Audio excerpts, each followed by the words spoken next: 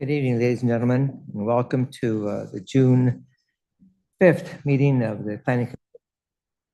Excuse So me, we sorry. start again? No, Okay. it's okay. Good evening, ladies and gentlemen, and welcome to the June 5th meeting of the Lakewood Planning Commission. I'll bring this closer. Is that better? Sorry, thank you, thank you. Okay. So you are here at the June 5th meeting of the Planning Commission. And this is going to be a little bit too loud here. Okay. Okay. It's going to be a busy evening. It will include also our public hearing for the comprehensive plan, the 2024 comprehensive plan. But before we get to that, first things first, Ms. Deborah, would you please call roll? Philip Combs, Present. Lynn Larson, Present. Mark Hare, Present. Philip Lindholm. Present. Ellen Talbo will be approximately 15 minutes late this evening, and Sharon Wallace is excused at this time. Robert Estrada, Here. you have quorum, Chair. Thank you. Thank you. We've all received portions, you received, excuse me, in the email, our minutes from May 15th, 2024. Were there any corrections or additions? No. Can I hear a motion, please, to accept? So moved. Second.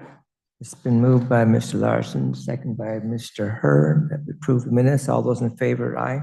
Aye. Opposed? Okay, thank you. Do we have any updates to our agenda, Ms. Spear? No, Mr. Chair. Okay. And now it's the portion of our meeting is the public comments. I don't see that we have anybody who signed up for public comments. Do we have anybody virtually, Ms. Spear? We have one person on the phone, number ending 5065. If you wish to testify as part of public comment, which is different from the public hearing this evening, please raise your hand. And no, so we have no one online. Okay, so we'll close that portion of our meeting and we'll open up our public hearing portion. Public hearing portion. First, I'd like to call on Ms. Spear to provide an overview of our comprehensive plan. Thank you. Good evening, Mr. Chair, members of the commission, and members of the public who are here tonight. I will share my screen and walk through a presentation that summarizes what is subject to the public hearing this evening. So this is what the city has been calling a periodic review. It's also called a periodic update in some of the state law that requires this. But in 2024, the city of Lakewood is conducting a 10-year review process for its entire comprehensive plan, as well as the associated development regulations. What is the comprehensive plan? It is the 20-year vision and framework looking at growth for housing and jobs both, as well as things like park development, community health and wellness, public safety, etc. So it basically runs the gamut of city governance. It has to be consistent with countywide, regional, and statewide policies and laws. It reflects not only information that came directly from the community back when the city became a city, but also more recently with community visioning processes, and also reflects the city council's vision for the city at 30 years. It is a document that establishes policies that guides future development consistent with the vision. And the intent is to maximize the public's health, safety, and economic well-being, and keeping Lakewood a great place to live, work, and visit. The overview of this process for this evening, as I just mentioned, it is a 10-year review, as opposed to the annual comprehensive plan process where either the city itself would initiate an amendment or individuals or business owners may come with specific requests for changes. This is actually a front-to-back entire review of the whole comprehensive plan and regulations. And we need to get this completed as a city by the end of this year. And then 10 years from now would be the next time this would happen. There is now a state requirement that there is a halfway mark implementation progress report. So come 2029, we will be basically checking in on this plan to see if it's being implemented as anticipated. In terms of process, we are about halfway there. We've done a lot of the prep work already.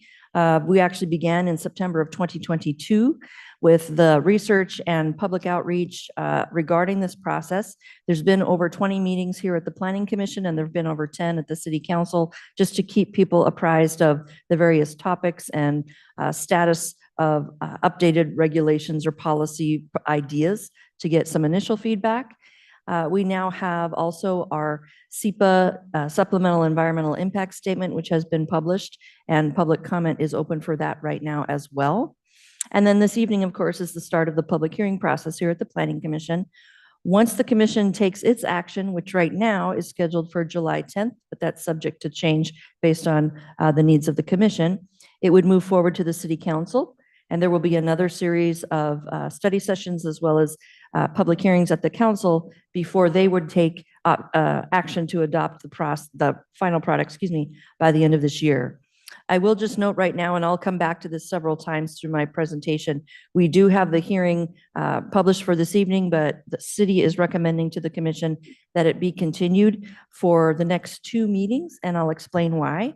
But we are looking at not only having the hearing continue to June 12th, which is a week from tonight, special date, but also June 26th, which is also a special meeting date for the commission. Public engagement, I mentioned the public meetings we've had. There's also been 4 citywide direct mailings to residents. There has been 2 websites in place since fall or early 2023, fall 2022, where all of the information regarding what's being talked about tonight is published. It is cityoflakewood.us/24 periodic review/. There have also been electronic newsletter issues sent out, about 10 of those so far to people who've signed up. There's about 130 that have. And there's also social media and the city's magazine articles that have been going out over the last year or so. In terms of those that actively helped present the information that's before you this evening, there was a citizen committee convened in 2023 who looked specifically at the housing element as well as the energy and climate change element. There was a steering committee assigned for the whole 2024 comprehensive plan package that you have, and their reflections and recommendations are incorporated. And then we had another smaller committee that was convened specifically for the update to what was called the Tillicum Neighborhood Plan and is now being proposed as the Tillicum Woodbrook Sub-Area Plan. Multiple open houses, as I mentioned. So what is the scope of this review? There are things that the city has to review our documents against and comply with. First and foremost, the Growth Management Act, and then the Washington Administrative Code, which fleshes out what are in state statute. The multi-county planning policies that are put out through the Puget Sound Regional Council, as well as its regional growth strategy, and the Pierce County countywide planning policies. So I think we've talked about that layer or that rainbow of different levels of regulation or statute, how that all comes down to eventually the city's comprehensive plan and regulations. The things that are optional that the city has actually taken action on already and so is reviewing as well include the 2021 energy and climate change element, the downtown sub-area plan, which is adopted in 2018, the 2021 Station District Sub-Area Plan, and then again, that Tillicum Plan, which we're proposing to replace. There are a few more Lakewood-specific issues that will be part of this process over the next few meetings. First and foremost, related to housing is the ability or not for residents and property owners to have short-term rentals within their accessory dwelling units. Secondly, looking at parking policies and regulations related to where new housing density is something that the city has to allow. And then third, the status of the downtown subareas transportation mitigation fee. There was a study session a few sessions ago, if you'll recall, where this was discussed with you about how that's performed, and the city council is seeking information or findings from you and recommendations of next steps regarding that fee. Within the package then, you have the actual comprehensive plan, that's Appendix A. Appendix B this evening is the audit document, which I recommended you as well as members of the public use as your starting point, because what it has within it are columns that say, this is an existing policy, did it change or not? And if so, what's the reasoning for it? And then what's the final language? So that is Appendix B.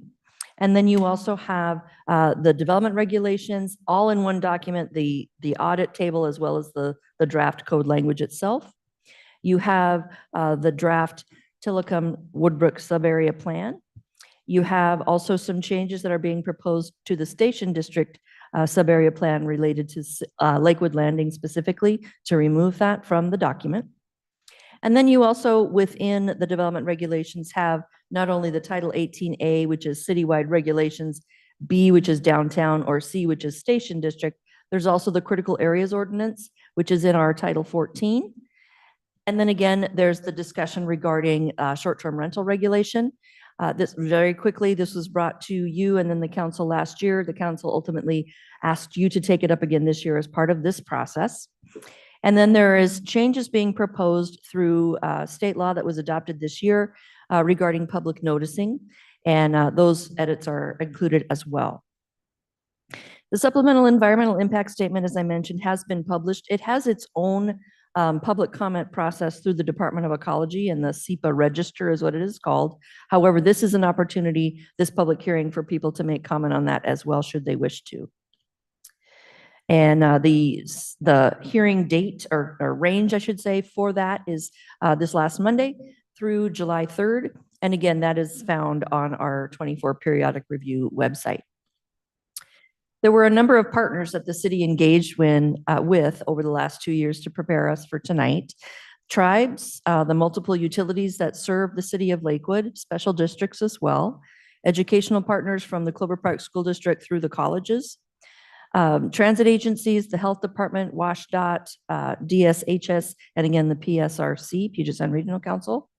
Other governments, so Steilacoom, UP, and Tacoma, as well as Pierce County. The military, both at Joint Base Lewis McChord and Camp Murray. And then state agencies, Commerce, Ecology, and Fish and Wildlife. Community partners were also engaged. We did a concerted effort with, again, those mailings and the other community engagement that I mentioned before. The 5 open houses have been held in different sites throughout the city to try to make them easier to access by people that live in different parts of the city. Community-based organizations and cultural contacts have been engaged, and they participated, for instance, in the Tillicum Woodbrook Neighborhood Plan Committee in particular. And then business and environmental organizations have been kept apprised as well. In terms of what we need to get actually from outside parties, and because the city of Lakewood does not own its water, sewer, or power systems, those are all special districts or utilities that the city needs to gather information from. So Lakewood Water District, the Pierce County Sewer Utility, Lakeview Light and Power, Puget Sound Energy, Tacoma Power, all of those we've asked for and gotten information to incorporate into this process, as well as West Pierce Fire and Rescue and the school district, as well as WashDOT. What we need to do in terms of next steps legislatively, I just mentioned the process we're at here at the Planning Commission and then the City Council. But the other thing that we need to do is basically at the milestone of the commission having made recommendation to the council, provide that draft to the Department of Commerce, as well as the Puget Sound Regional Council for an early view, because PSRC certifies whether or not the plan is consistent with the regional growth strategy and the transportation plan at that level. If they do not certify for whatever reason, they would let us know that. And until it was certified by PSRC, the city would not be eligible for transportation dollars that PSRC funnels through from the federal government. The Department of Commerce now has a role as well to look at and see whether some or all of the comprehensive plan as well as the development regulations are consistent with state law. Once all of this process is done later this year, the city must also provide the final versions to Commerce within 10 days after final adoption. PSRC, I mentioned, its transportation is really where they focus their certification review.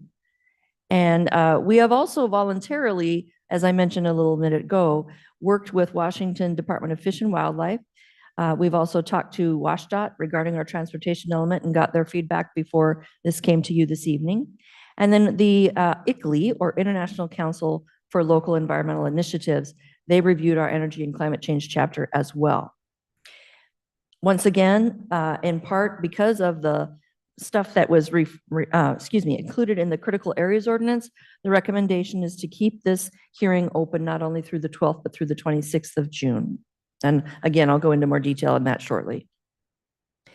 So what are the top issues we're talking about? First and foremost, it's housing. And the Planning Commission probably, I'm not exaggerating, I think you've probably had 10 meetings regarding housing and the various aspects of what's now required of the city. And the message we've tried to provide to the public is that there are changes that the city has to make regarding what it must allow.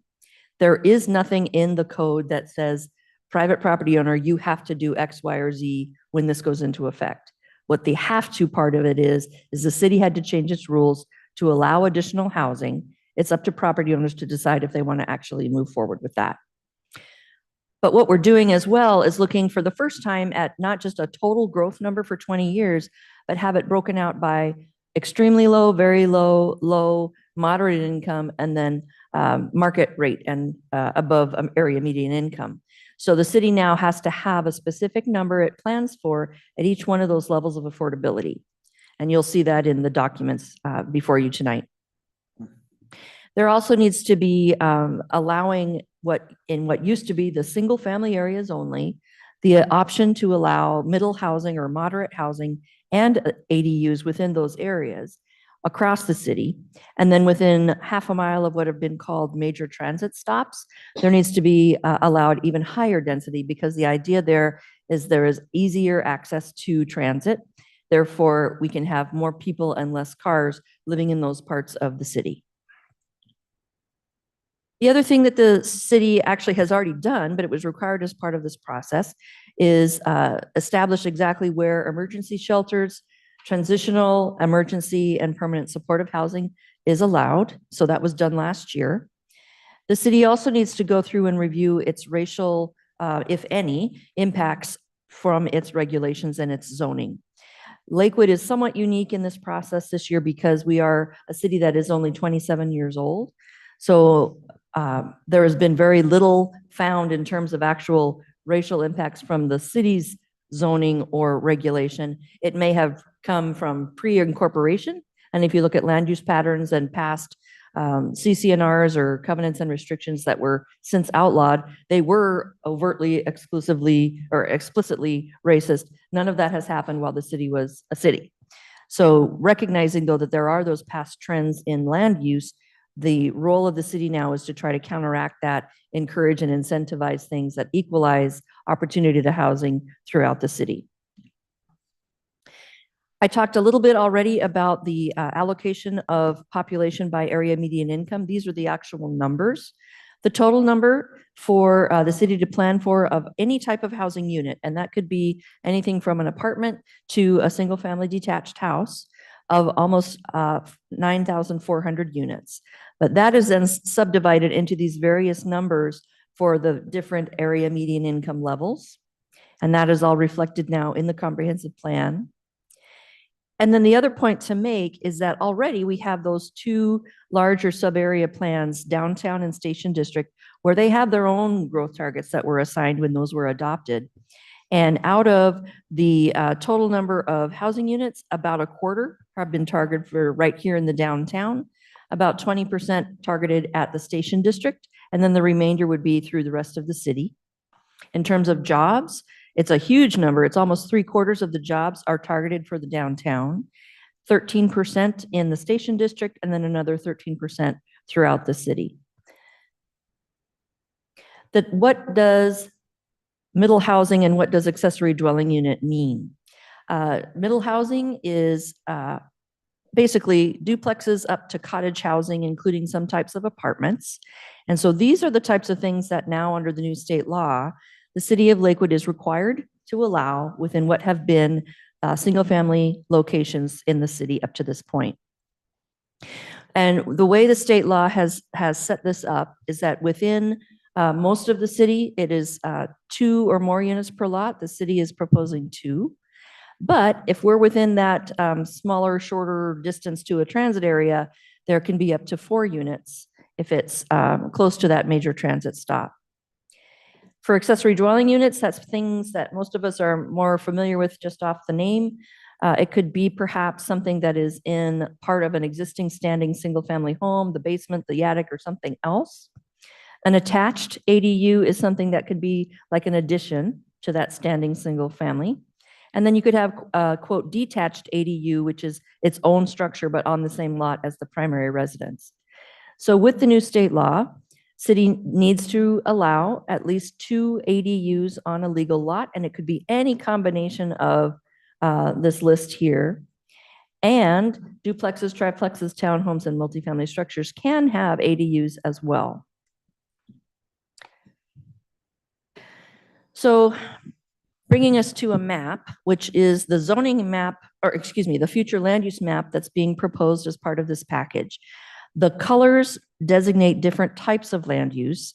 And what you see here in yellow, most of the western side of the city, this is what to this point has been the single family residence area predominantly for the city of Lakewood. And then over on the eastern side, there's the industrial, for instance, here in the gray. The dark blue is Clover Park. The green area is open space or parks. You have in red the downtown sub area, and then along here the boundaries aren't quite as clear, but there's the station district along there, and then these darker colors, orange and brown, are where multifamily currently exists. What's changing is that we now have, instead of what's currently called residential estate, we now have everything being called residential.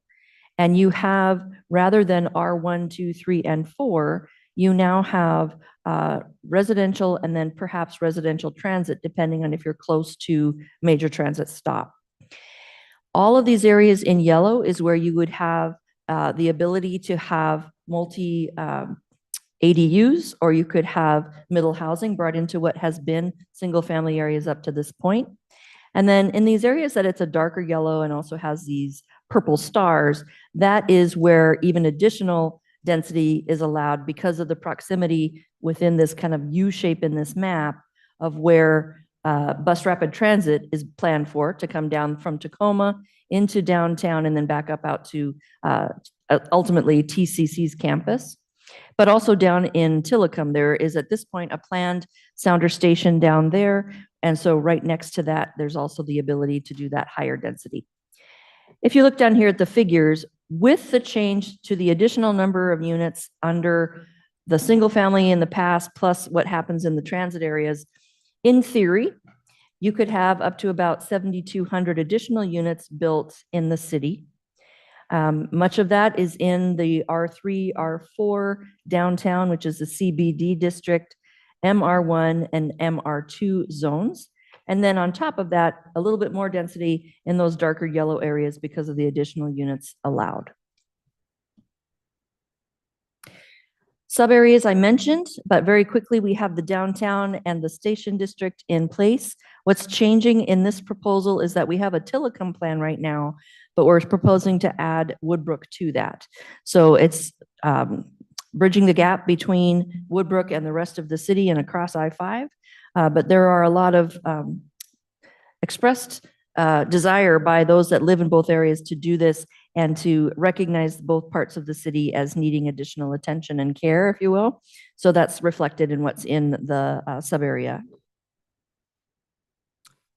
So in terms of what we have to do again, city has done the analysis to say there's about that 7,400 unit increase, that there is sufficient capacity for those housing units at the various area median incomes, that there is enough capacity in the city to meet the 2044 growth targets which have been assigned to the city. And then we are seeing, as a result of all of this new housing, which potentially could come in over time, utility demands in the residential areas are going to increase. And then we have, again, those overlay zones, those areas of even higher residential density, a quarter mile from major transit stops or a half mile. There is no need at this point, per our analysis, to make changes to the targets established for downtown or the station district. You'll notice there's an asterisk here, and I'll bring it down to your attention to the bottom of this slide. This does not reflect the riparian buffer widths or the stream buffer widths that are potentially going to affect buildable land's capacity. We, unfortunately, very close to this hearing this evening, which is one reason why we're asking you to continue it, received our first draft of what the riparian buffer widths would need to change to, or could change to, or are encouraged to change to. And they are a significant increase for some parts of the city from 65 feet to 200, meaning from a water body that falls into the definition of this riparian area, instead of having to look 65 feet away and any properties in that gap have restrictions on development, it expands to 200 feet. And then other types of water bodies, or whether or not there's fish within a particular stream, for instance, there's different levels and widths of buffers being proposed. What we are requesting the commission to do is allow us as a city a chance to, first of all, inform the public better than we've been able to so far, and keep the public hearing open until June 26th in order to provide that information and invite people to come and provide you comment. But also internally, we are looking at what's been presented to us as our first version of the draft, and we are looking to maybe present you with an alternative. And we just need some time to put that together. Ms. Spear, Yes. is this considered part of the Shoreline Master Program? The critical areas and the critical area ordinance, which is in our environmental Title 14, is related to our Shoreline Master Program, although they're two different documents. Because in our critical area ordinances, it says when you're talking about buffers, go look at how shorelines are regulated in our Shoreline Master Program. So when we start talking about changes to that regulation in Title 14, we also have to look at the Shoreline Master Program to make sure they're consistent and make sense. So part of what we're also going to be doing later this year, and I'll mention this in more detail in a moment, we are going to be looking at the Shoreline Master Program as well, to make sure with whatever happens right now with this package, it's going to be reflected and vice versa in those two documents by the end of the year. Okay, thank you. Certainly. So I mentioned really quickly about Lakewood Landing. If you'll recall when, or those of you that were here in 21, the Station District recognized what we at the time were calling Lakewood Landing. It was going to be a master plan development at least 30 acres in size, and it was intended to be mixed use with about 750 housing units and significant retail. However, since this was adopted in 2021, the center section of that parcel, the batch of parcels, has been purchased and is now being used for a different purpose. So Lakewood Landing, at least as it was anticipated in the station sub area, will not be able to happen. So what we have done is remove it from the sub area plan and are taking that out as part of this process this year. Really quickly regarding this, the Tillicum Woodbrook sub-area plan, 2011, there was a Tillicum specific plan adopted. In 2022, 11 years later, the city took a look at how much progress had been made on the action items identified in 2011 for that area. First and foremost, significant sewer connections and expansions had happened in that area, which allowed for some additional housing to be brought in and improved. But not all of the items were finished. But what we've done now this year is again incorporate Woodbrook into this new draft sub-area and update all of the policies that it includes. So that's a whole new sub-area plan for consideration. There are 6 goals: celebrating those existing assets that are there, the community center, the elementary school, Harry Todd Park, which has had significant improvements in recent years, and then the library branch that's there. Increasing the visibility of the diverse community that live in Tillicum and Woodbrook, and encouraging leadership among that local population. Diversifying housing options, connecting Tillicum and Woodbrook physically as well as just through communication to Lakewood and Pierce County, looking for transportation improvements to allow those residents to access the rest of the city easier. Looking at improving economic development opportunities within those parts of the city, and also protecting the natural environment in that area as well, which is a particular challenge given the fact that I-5 runs right in between the two. Critical areas is a second or a third top issue. And so there are things in the regulations package that's in front of you this evening related to updating Title 14. Things like the wetland definition, geologic hazardous areas definition, changing priority habitats and species if those have been identified over time, as well as looking at monitoring and adaptive management. So all of those were the things that were identified as what the city needed to do for sure. And those are all reflected in your draft. But again, this is where we start to talk about riparian buffers, or those areas that are within a certain distance of the ordinary high water mark, of a water body. The way the draft reads right now is for fish-bearing streams, it's 200 feet. For non-fish-bearing streams that are perennial, meaning they're there all the time year-round, it's 100 feet. And for the non-fish-bearing seasonal, so they come and go during different parts of the year, it's also 100 feet. If you look at what we currently require, and this goes back to what Tara Estrada was asking about, how the connection, or if there is one, between the critical areas and the Shoreline Master Program, what our regs currently do is say, if you're looking at what kind of buffer you need around a stream, go to our Shoreline Master Program and it'll tell you the distance.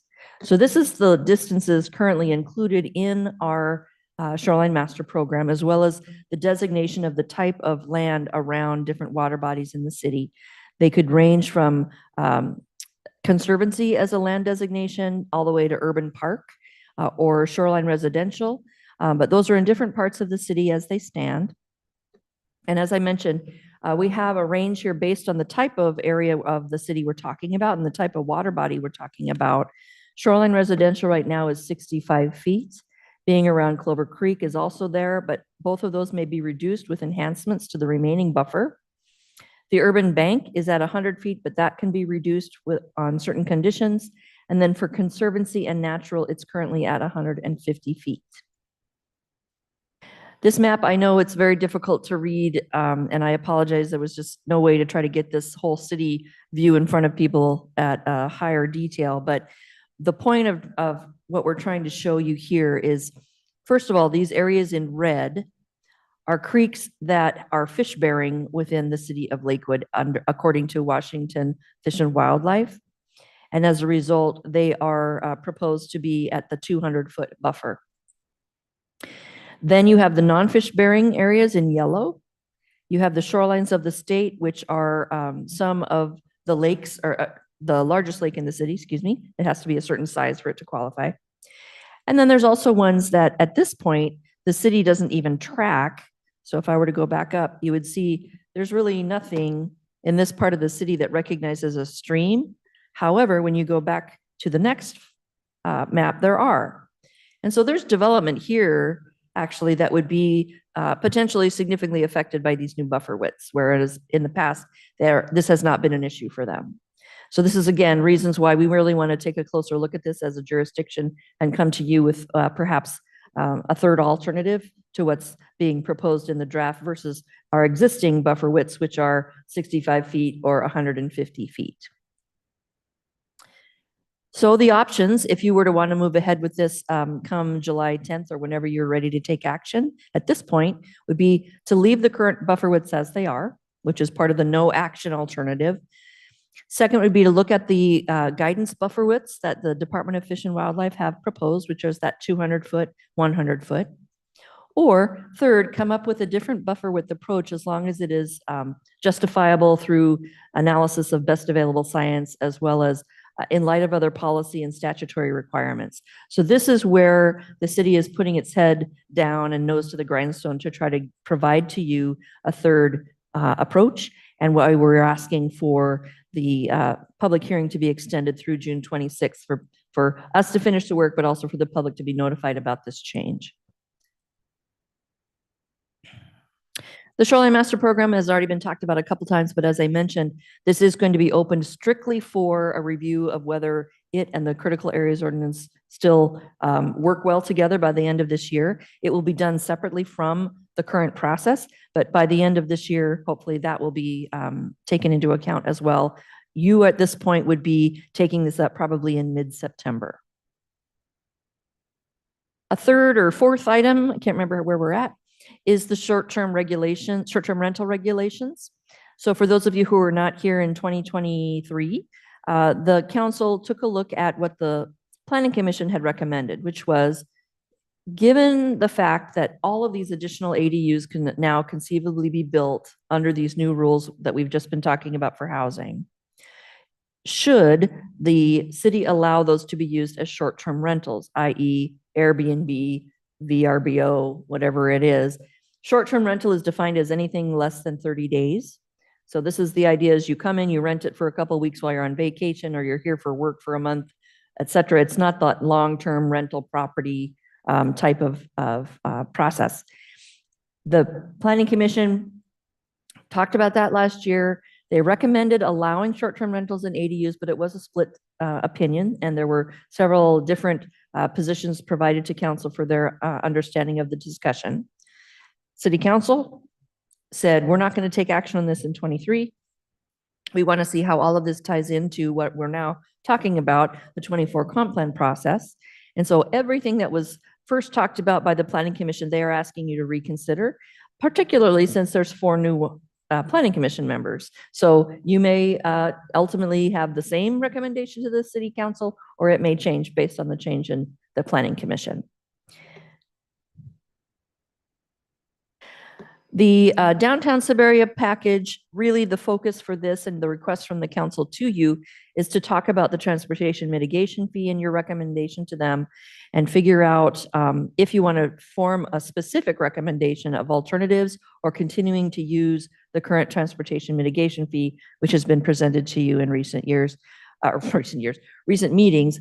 I will just, for the purposes of the record, remind everyone that as of now, about 10% of what under the originally adopted fee could have been collected has been. And there's been a number of reasons why, but obviously by collecting over 8 years, about 10% of what you thought you were going to, transportation improvements are not happening at the pace anticipated by the city. The last thing to talk about here is the public noticing regulations we have to update. This is really, it's important, but it's kind of, after all of that other substantive policy stuff, it seems a little dry, but we are needing to change our code to make sure that when we do public notification for comment on anything, we need to make sure people are aware the time of the comment period and when written comments must be submitted by. So that was made very clear, by the way, for all of the 24 process with the citywide mailings that were physically mailed to people's homes, as well as all of the online engagement, et cetera. So one more look at the schedule. Tonight is the start of our public hearing. At this point, action, it says here June 26th, but we've actually asked that move now with what we're talking about to July 10th. July 22nd, rather than the 8th, is when we would be looking at the City Council to pick this up. The public hearing, this date is correct, for the public hearing at the City Council is scheduled right now to start August 19th. And then action at this point at the City Council level is scheduled for September 16th, unless they feel the need to extend their time. I will make one more comment, though, that as a general rule, when the City Council takes action on an ordinance, it goes into effect within about 30 days. What we are recommending as a department now is that actually that not be the case here, that there be the allowance of the rest of the year. If they adopt in September, allow through the end of the year for the city to prepare for these significantly new changes on the back end, all the administrative prep for the new rules that would go into effect on January 1st of next year. We have received public hearing comments, and these will be provided to you, Planning Commission members, but we've had about 10 different organizations or people provide feedback. We will continue, I assume, to get written comments, and we will have responses to all of them, as well as the live testimony you'll be getting tonight, as well as in future hearings to you before the July 10th date for discussion. So with that, Mr. Chair, I'm happy to answer any questions. Otherwise, it's time for the public hearing. First things first, so as I understand it, you're recommending that public hearing be kept open until the 26th of June, through Correct. the 26th of June. Correct. Because of the, primarily the riparian buffer width issues. Yes. Okay, with that in mind, so we shall take a vote, then planning commission take a vote whether we would like to extend it to the 26th. You okay with that? Are we in favor? All those in favor, aye, please. Aye. Aye. Opposed? Okay, let's move on forward then. So we'll go on, excuse me, we'll now accept comments for the public hearing. Please remember that this is not a discussion session. Commissioners do not engage in conversation, but do take your comments seriously and under advisement. As with the public, any public comments, we ask your comments be courteous and respectful and be limited to 3 minutes. Ms. Devereaux, for the public hearing, do we have any public comments by mail other than the ones that you showed us? One other written comment came in after the deadline for tonight's hearing. So that will be, now that you've But if- decided to keep the hearing open, you'll get that next week. Okay. Do we have anyone attending virtually who has raised their hand? It looks like we do have one person with their hand up. I will allow them to speak. So go ahead. Ms. Dunlap? Hello, this is actually Christina Minetti. I have to use somebody else's computer tonight. I just first of all wanted to say that when I was trying to sign into the Zoom today, the Zoom said that we needed to have a commercial account. So I'm not sure, but that probably prevented some people from signing in to participate tonight. I'm not sure. I never got that message before. So you might want to look into that. And now that you've hopefully you're going to extend the deadline until the 26th. I think maybe I'll continue reviewing the materials and then I'll make my comment then. But just for now, just in case, I thought I might just remind you of my concerns about the Gary Oak canopy, the Oregon white oak, especially the need to have better protection so that critical areas comprised of Gary oaks are better assessed and recognized and protected, hopefully. So that, for example, parcels, after being subdivided, if they have Gary oaks on them, those Gary oaks now lose their protections because the Gary oak woodland has to be of 1 acre or more. So if you subdivide 100 acres or 10 or 1 or 2 or whatever into parcels that are smaller, those Gary oaks can all just, essentially lose their protections of being a critical area. Also, I'd like to point out that the new and also the old Gary Oak recommendations from WDFW, they do say that in urban and urbanizing contexts, single oaks can be also protected if they are valuable to wildlife. And habitat biologists such as Darren Masters, who used to work in our region, have told me that the large Gary oaks that we do have here, they are valuable to wildlife, and they should be protected. So that is also something you want to keep in mind because you are losing your critical areas in Lakewood, and the Growth Management Act stipulates that there be no net loss of critical areas, which you are having because you have no oak inventory and you have these policies that lead to a net loss. So I'll continue reviewing things and then I will hopefully make a comment later on when you have it reopened. Thank you very much. Thank you, Ms. Minetti. Anyone else, Ms. Mayor? If there's anyone else online who wishes to make public comment, please raise your hand.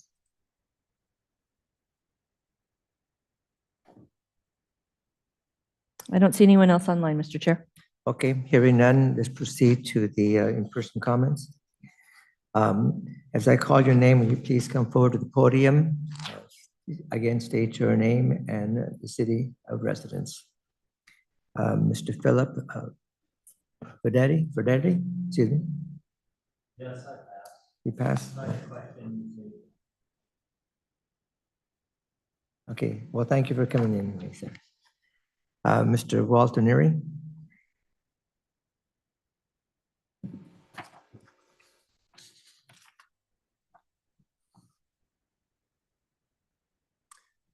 Good evening, commissioners and fellow citizens. Thank you for the opportunity to speak. My name is Walter Neary, 6338 School Street Southwest. Years ago, I was on the city council and I learned something. Whenever I meet folks like you, I say thank you. I begin with that. Whatever, thank you for being here. I'm very aware of what you're being paid per hour to be here. You're worth a lot more than that, and your time is incredibly valuable, particularly when you have to read 1,009 pages. So thank you for the service you give to the city. Some of you nearly died from a tree and you're still here. So thank you for that. I wanted, as a resident of sort of the downtown area, to say a couple things. First of all, years ago when I was on the council, where Commissioner Larson is sitting, Claudia Thomas was there. I was at the end seat. And I'll never forget something she told me. She said, Walter, you raise what you praise. Claudia used to do these very long talks telling people when they had done really good work. And her thinking was, number one, that's nice to do. And number two, it encourages people to do more of that. So two pieces of that tonight. The first thing I wanted to say is I got a postcard telling me about this meeting. And I think that's fantastic. That is a really good way to let people know that something is going to happen. This is more than you want to hear tonight, but the whole foundation of cityhood in the 80s and 90s had to do in part with not getting public notice of things. So we take public notice seriously here. I appreciated that postcard. That was not something we had with another land use issue in my neighborhood that had to do with the tax incentive. And I know there was some wording in some city rule or whatever, but I just want to encourage you, when you have something that affects the neighborhood, it's really good to send people postcards because then they know about it and prepare for that. I guess three things I want to praise. The second thing I want to praise is thank God for that audit document, because 1,009 pages, it would have been impossible to make their way through that, but those columns are really useful. And there's one element on page 297 I wanted to thank you for and encourage. Under the Tillicum plan, it says support and encourage community-based leadership development and capacity building through regular communication with neighborhood and civic organizations. That's in Tillicum. I want to praise that and suggest that maybe we could use that in the Lakewood Station area, and maybe we could use neighborhood associations in the downtown area. I think a big challenge is that people in the downtown neighborhood don't necessarily know what to talk to. I think a lot of people in the downtown neighborhood don't know they're in the downtown neighborhood. I tell my neighbors we live downtown and they think they just look at me like I'm telling a joke. Now that has to do with my credibility. I recognize that, but I think it's an issue that if we have neighborhood associations in certain defined parts of town, you're talking about bringing 5,000 people into this neighborhood. You're talking about bringing many people into the station area. Be really nice to have a I'm sorry, neighborhood Mr. group. Chair, time is up. All right, thank you. Mr. Neary, thank you very much, sir.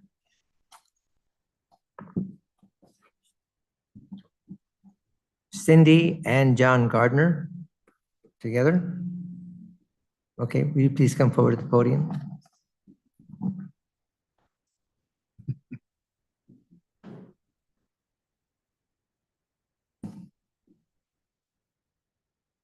I'm Cindy Gardner, my husband John. We live at 6439 Wild Air Road in Lakewood. And I submitted questions. Is that why I'm here? You're going to answer them? No, ma'am, you signed up to talk to us about your concerns. Actually not. I sent in questions. I believe you have them. I sent them in. Well, what the form he's reading off, madam, is the sign-in sheet for this evening, which indicated you wanted to speak. Oh, I'm sorry. I must have signed the wrong sheet. I just wanted my 3 questions answered. I believe you have them, correct? They've been submitted, but their answers are not ready yet. They're not ready yet? When will Correct. they be ready? As was said in the presentation, it'll be by July 10th. Oh, by July 10th. Okay, also, we have not received a postcard. Is there a mailing list that we need to get on? Would you Well, like me to answer that? yes, answer that. please. The mailing list that has been used is all of the tax-paying parcels in the city, as well as the residents for all of the residential area. So if for some reason you haven't received that, I guess it would be a matter of talking to the city clerk to make sure that the address we have on file for you is correct. Because I can assure you we pay our taxes. Okay. All right, thank you. Thank you, Ms. Gardner. That's all we have signed up. Is there anyone this evening who would like to spend a few minutes speaking to us? Please come forward and state your name and residence, please.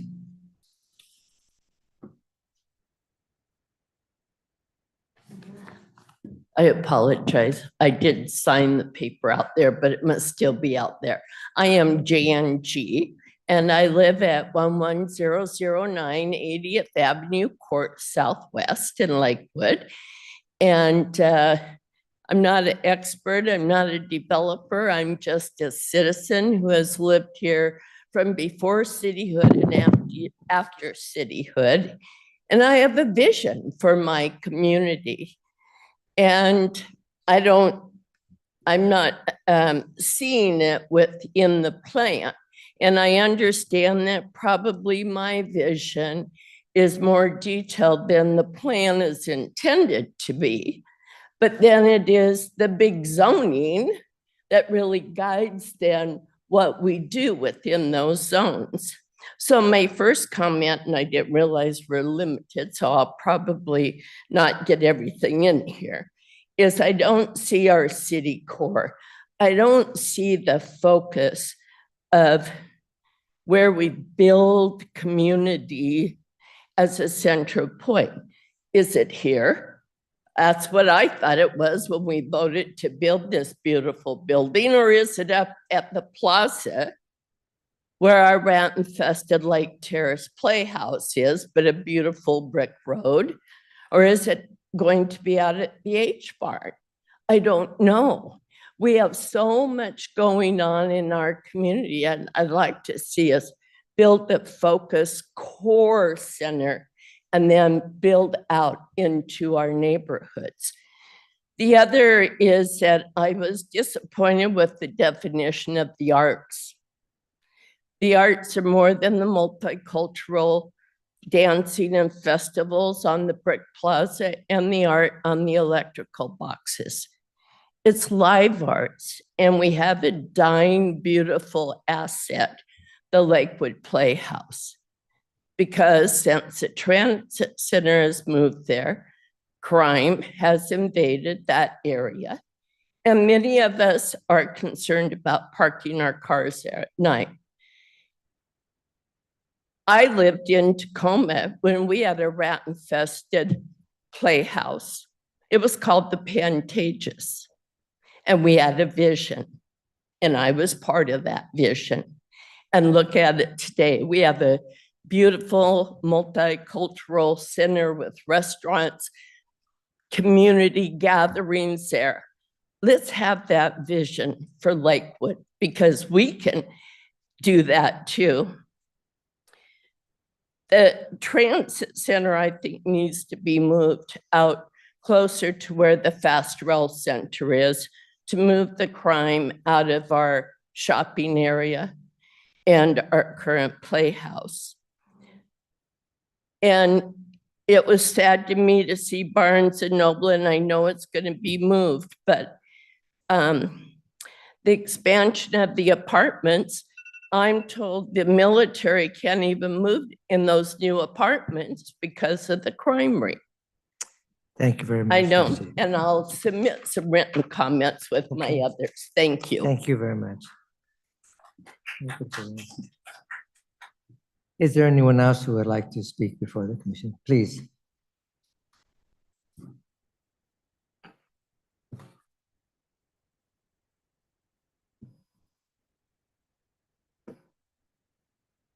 Thank you. I'm sorry, I came a little late, so I wasn't able to sign in, but thank you for allowing me to speak. My name is Vicki Stanich, and I live at 8915 Dowling Court Southwest in Lakewood. Thank you very much. I'm thanking this woman who talked about the culture and the arts. Also, a couple of things, speaking to what Christina Minetti talked about trees, I hope that the Planning Commission and the city have a vision for planning. I've been walking around Tacoma and the older part of Tacoma, and they've got beautiful trees, beautiful tree canopies in certain neighborhoods, mainly North End. And I would like to see that.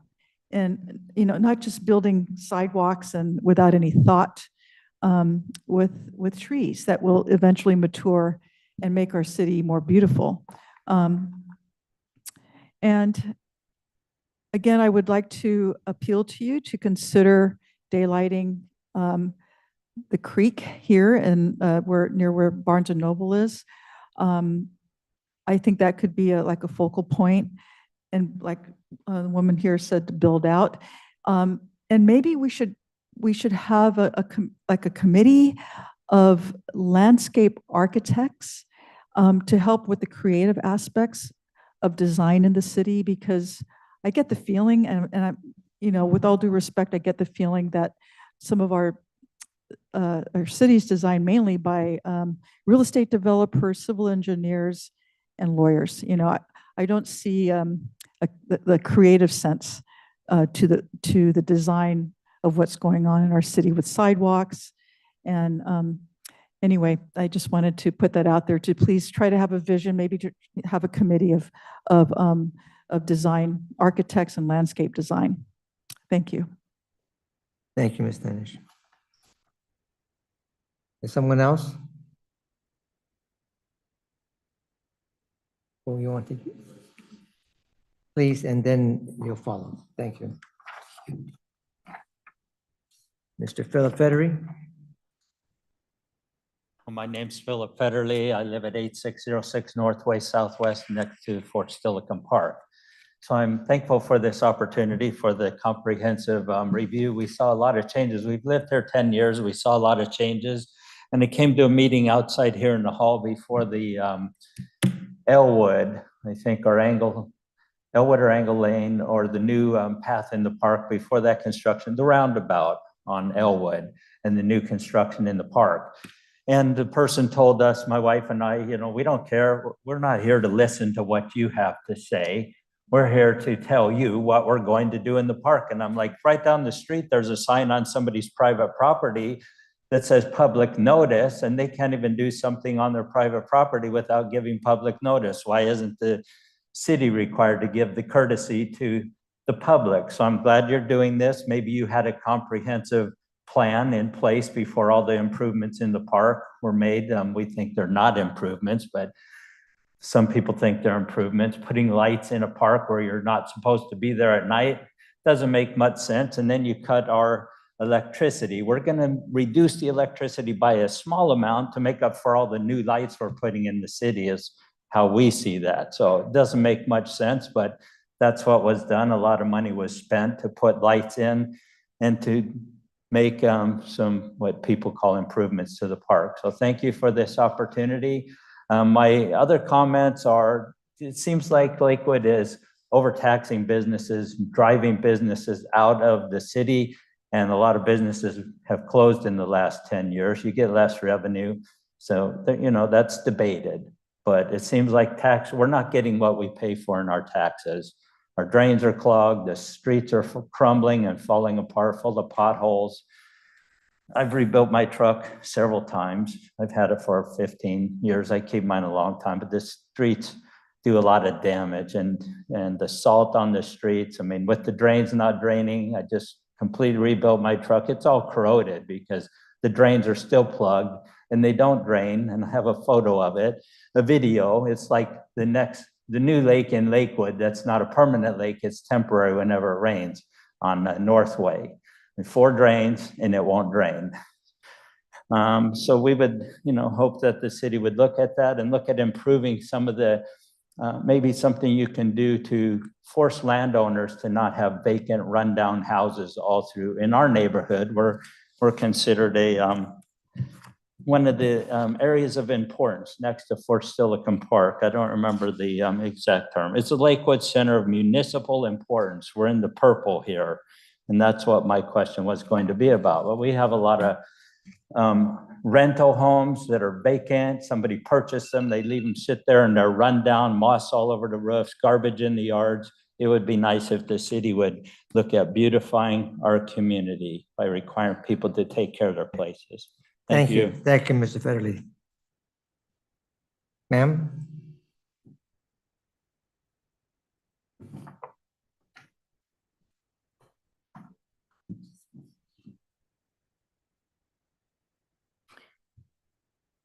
Hello, good afternoon. My name is Jean Ellers.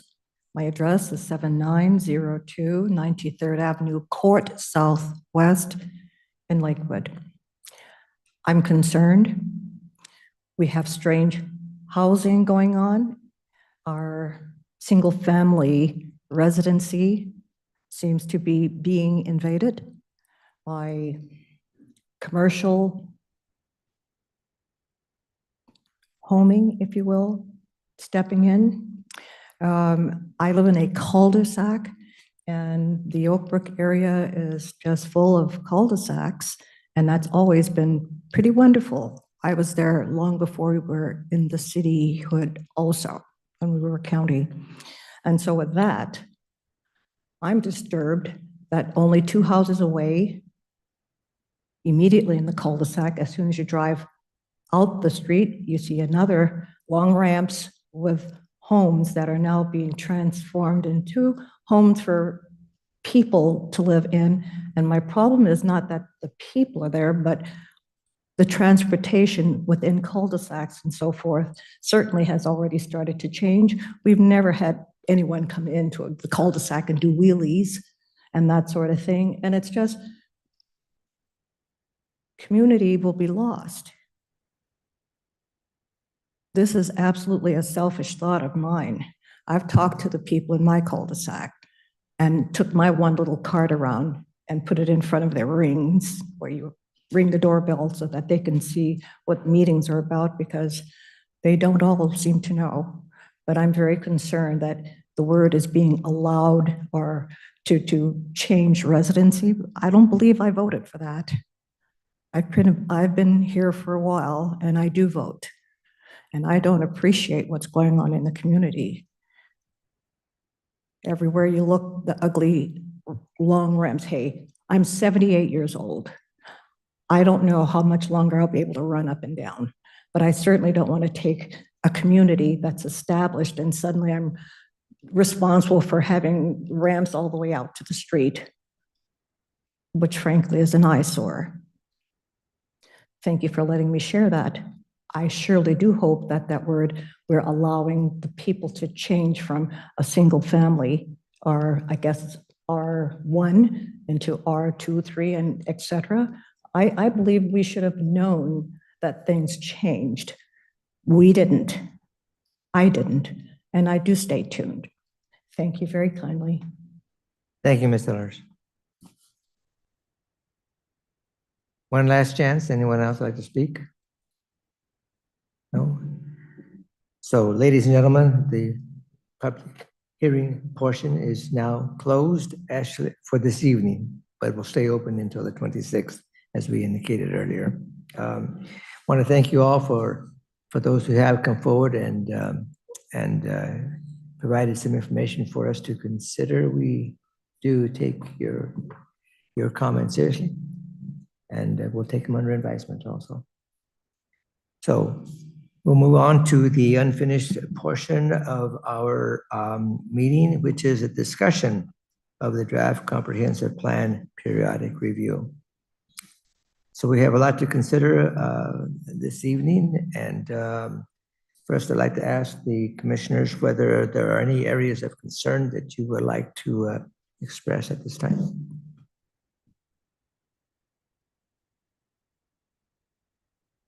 Mr. Larson? It's perhaps more housekeeping, but I noticed in reading the email and information we were given that a lot of the maps were not complete in terms of the changes that have gone on. And specifically, one that comes to mind is the connection from 47th Avenue over to Bridgeport Way. It doesn't show as a completed road now, and it changes a lot of things on a lot of maps. So I just wondered in the process here how the updating happens. I'm not sure I fully understand the question. Are you referring to the improvements that Sound Transit will be doing to the 47th Street Bridge to cross I-5? Or are you No. talking about something else? I'm No, sorry. I'm talking about the road that connects 47th Avenue with Bridgeport Way now. And it's not being reflected in the current maps in the draft? Correct. Okay, I'll verify that and have an answer for you for the 12th. Yeah, it was just in a number of the maps that we were given. It was a nice set of maps. It was easy to glean the information that was needed to be illustrated. Anyone else? This is a point of clarification, Ms. Spear. So you are saying that within this plan, the Planning Commission is being asked to make a recommendation for short-term rentals, for mitigation fees and parking regulations. What has been asked by the city council, Mr. Chair, is that you do include, whether it is through the action you take on the actual regulations or policy language, or whether it's through findings of fact that can be added in addition to your resolution, you present to them your position to support or change or get rid of the transportation mitigation fee, whether you agree or disagree with the idea of having short-term rentals allowed in accessory dwelling units. And then I just lost the third one, I'm sorry. Public parking. The parking question. If you'll recall, when we talked about that either at the very beginning of this year or late 2023, again, this is a kind of third and fourth tier result of all of this new densification in the single family residential areas. Many of the streets there, well, most if not all, were designed for no on-street parking. And the fact that now the idea here is that we're going to have this many more housing units in these areas. Is the street physically wide enough to allow on-street parking and still be safe? There are areas that we've mapped in the city where the width of the street is narrower than what our current road standards would require. And so the idea of adding parking to those roads would likely end up in a risky situation. But the request from the council, again, is to provide just a kind of heads up. This is where you think the council should go with their policy development related to residential parking. And regarding parking, so we've got to this point because ADUs did not require, building ADUs will not require parking on site. Yes, there are parts of the city, particularly within half mile of the public transit, major transit stops that we talked about, where the city cannot require on site where the ADU or multi-housing unit is located, parking. So where is that person, if they do have a vehicle, going to park? Yes. Mr. Combs? Just clarifying, because I think when you read through your questions, you brought up parking, but it was related to the traffic mitigation. Yes. And so, but you were talking about parking for the ADU and middle housing component. I'm sorry, So- did I misunderstand? No, I think he No. was checking to see. Okay. He was trying to confirm that you were asking for our recommendation on traffic mitigation fee policy as well. right? Correct. Yes, And I'm you sorry if brought that up was the unclear. ADU, and I brought up the ADU, so this is good information for all. Okay. Okay. Any other comments or questions by the commission? Ms. Talbot? A couple meetings ago when we had Troy from Public Works with us, and I forget his last name, he mentioned that I think next year it is that there is a intent or a plan to initiate a downtown master plan or some sort of plan for downtown. Could Well, you- there's currently the downtown sub-area plan, and within that, there is identified transportation projects as well as park projects that need to be funded and built someday. What I believe Mr. Prosquincy was talking about was if the city receives a grant that is applied for, and we'll hopefully hear about by the end of this month, it would be an opportunity to get a new traffic analysis and transportation system analysis done, actually for more than just the downtown, but it would certainly be included. And the point there would be to make sure, since the last time was done, I want to say it was 2009, what has changed, traffic patterns, again, questions regarding intersections or other safety questions. And then that would help decide where to spend and prioritize for those downtown projects that have been identified in the sub-area plan. Okay, so then I guess my question is, after the comprehensive plan is taken action upon by council, is there plans in the near future to look at refreshing or establishing community design standards specifically for downtown? There are currently design standards in place for what's called the colonial district within the sub-area plan. And the intent there was to reflect the existing architecture over by now where Motor Avenue has been improved in particular. Other than that, it is a form-based code throughout the sub-area plan, meaning it is based on the type of road development is being proposed to be built. You have to have so much glazing, you have to have some kind of improvement across the front. Commercial projects have some level of design requirements just in the code right now. Residential at this point does not. Yeah, okay. Well, I think what I'm trying to get at is that if there is no effort identified in the near term future to either revisit or refresh or update or whatever, I guess to refresh the existing code, I think that perhaps what I'm hearing from the comments tonight, and I mean, I would even agree with that there does need to be some, I think, more thoughtful, intentional effort to bring some, I think, aesthetic cohesiveness and quality to the downtown core as the boundaries are established, but also to the town center, because I do agree with some of the comments that I heard tonight that it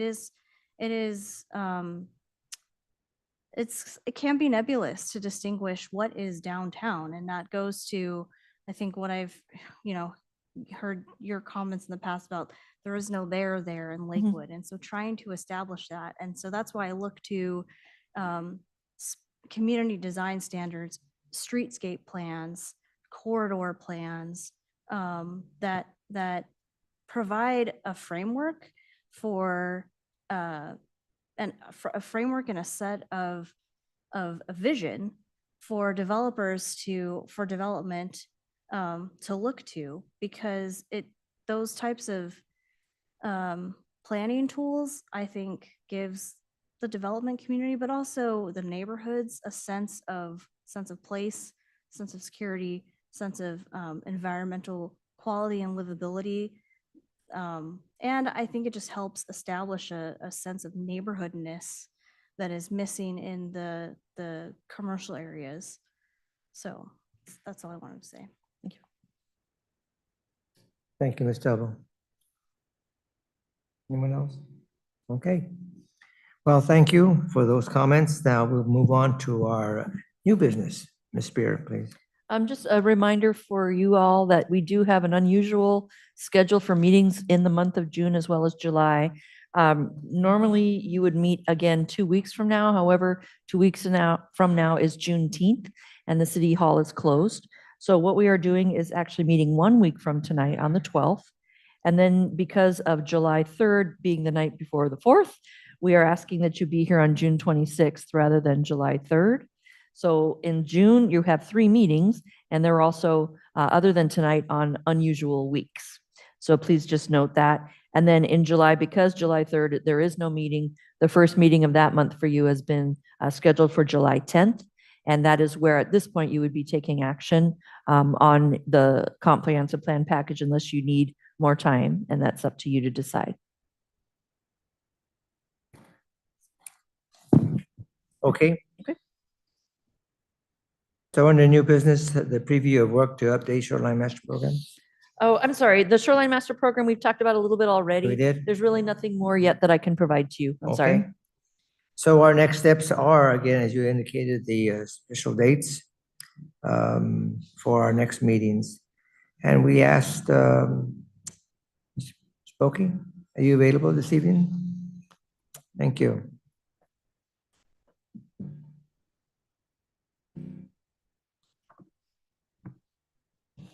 Paul Boki, your council representative. I just really wanted to make one comment on one of the things that was said, or their comments were made about trees. And as part of the whole, you dealt with the tree plan here. We passed it last year. The council approved the first $150,000 to be spent on a tree inventory. And it is, it's extensive. So it's a lot. It's in all the public parks, the right-of-ways, other publicly owned properties, and to the extent that they're allowed, major private properties, including golf courses and whatnot. And then they'll use LiDAR to look at the rest of the tree canopy to determine where the issues are with the tree canopy. We already know that there's some issues, but this is much more looking for significant trees, size of trees, various things like that, and even identifying areas that are going to need more trees. So that'll help inform us going forward. And of course, Ms. Spear can answer any of your questions on this because she is the staff on this. So that's about it for me. Thank you for your work. I know this is extensive. I see the packet tonight, 1,000 pages. I don't think we've ever had 1,000 pages yet. I mean, and I always complain about that, or I gripe to myself when we get several hundred pages. So 1,009 pages. It's like reading War and Peace every couple of weeks. So good luck with that. But I really do appreciate it, and I'm glad folks are here tonight to speak. The comprehensive plan is an incredibly important document. It's required by the state, but we don't do it just because it's required. It then informs everything we do going forward. And when we go for any grant dollars or anything like that, or is it in your comprehensive plan? Yes, it better be, or it will be soon, right? So the more work we put in the front end on the comprehensive plan, and the world does change. And so the 10-year updates, very, very important, very critical. And I appreciate your work and your thoughtfulness on this. And the council looks forward to working with you and putting together a document that'll take Lakewood into the future.